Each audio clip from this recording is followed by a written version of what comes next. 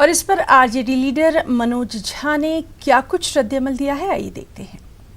मंत्री जी के इस संदेश का हम सबको इंतजार था। इस तरह की सांकेतिक सॉलिडारिटी एक्सरसाइज आवश्यक, लेकिन देश के प्रधानमंत्री जी से हमें और भी अपेक्षाएं थी। मैं जिस राज्य से आता हूं, उस राज्य के लाखों लोग, उनके लिए ब्लैकआउट है बीते कुछ हफ्तों से। उनके लिए मैंने कुछ नहीं सुना।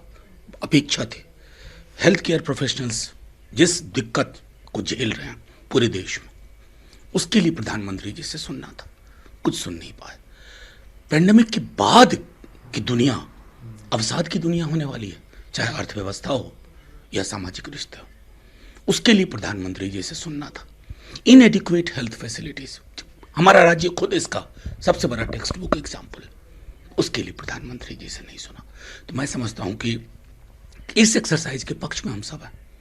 एक सॉलिडारिटी का मैसेज है, लेकिन सांकेतिकता से आगे जाकर के व्यावहारिक धरातल पर जो दिक्कतें हैं उसको एड्रेस करना होगा प्रधानमंत्री जी को, और वहां मुझे कमी दिखी।